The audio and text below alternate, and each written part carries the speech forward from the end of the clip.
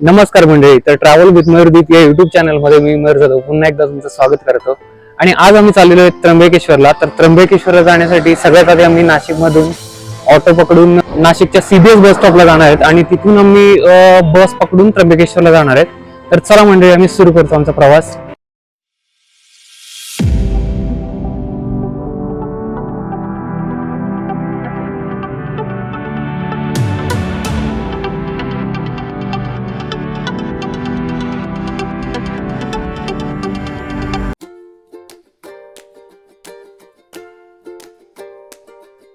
तर मंडळी, आता मी CBS बस स्टॉप मध्ये आहे आणि बसचा वेट करतोय. सॅटर्डे असल्यामुळे खूपच गर्दी इथे जाणवते मला.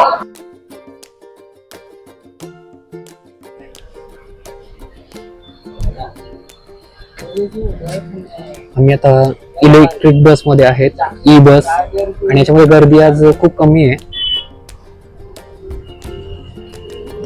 खूप स्मूथ असा प्रवास वाटतोय. आवाज एकदम नाहीच आहे, कारण ई बस असल्यामुळे बिलकुलही आवाज नाहीये.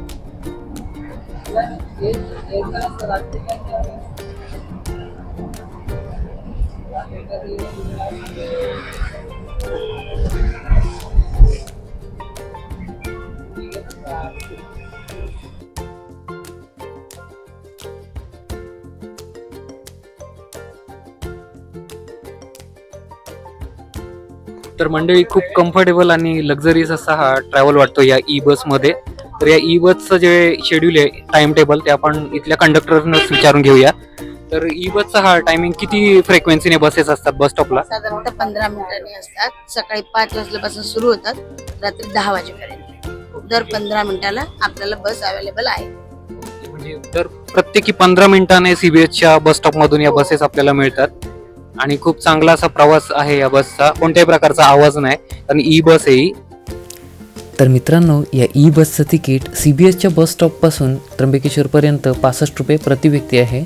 तसेच महिलांसाठी हे तिकीट अर्ध आहे.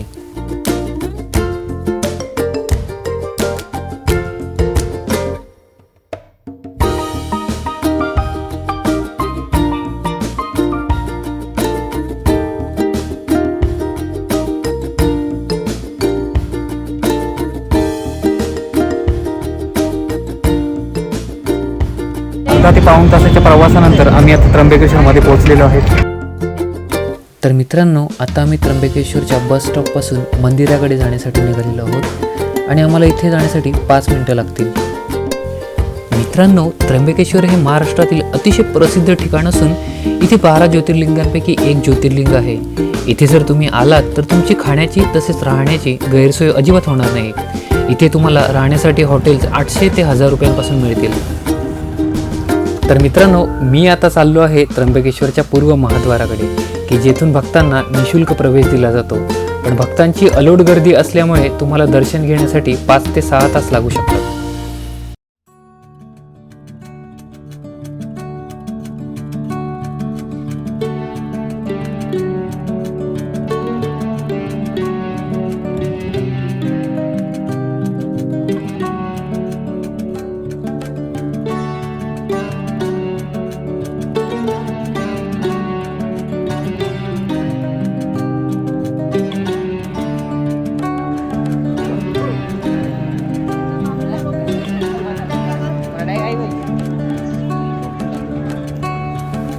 तर मित्रांनो, इथून आहे पूर्व महाद्वार आणि मंदिरात जाण्यासाठीचा दुसरा पर्याय म्हणजे उत्तर महाद्वार.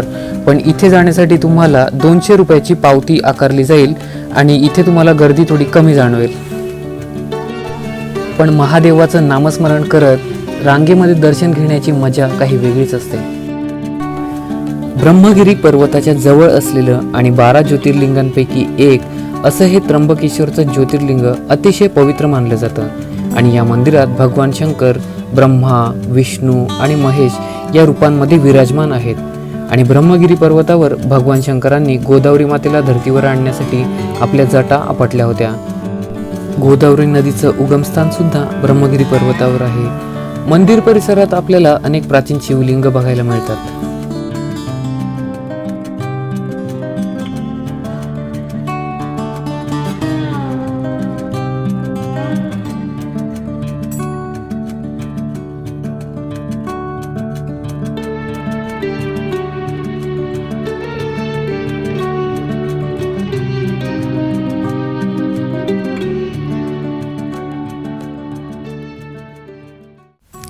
त्र्यंबकेश्वरच्या मंदिरापासून फक्त 5 मिनिटाच्या अंतरावरच कुशावर्त कुंड आहे. असं म्हटलं जातं की इथे मधूनच गुप्त गोदावरी नदी वाहते आणि या कुंडामधील पाणी कधीही संपत नाही. या कुंडात स्नान केल्याने माणसाचे सगळे पाप धुतले जातात असं म्हटलं जातं. या कुंडात स्नान करूनच भक्तगण त्र्यंबकेश्वर मंदिरात दर्शनासाठी जातात.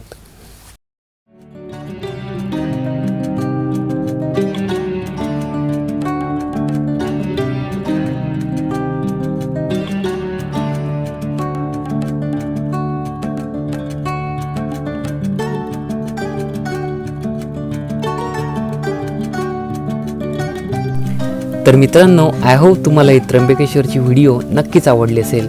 अशाच नवनवीन व्हिडिओ पाहण्यासाठी आमच्या चॅनलला सबस्क्राईब करा. धन्यवाद.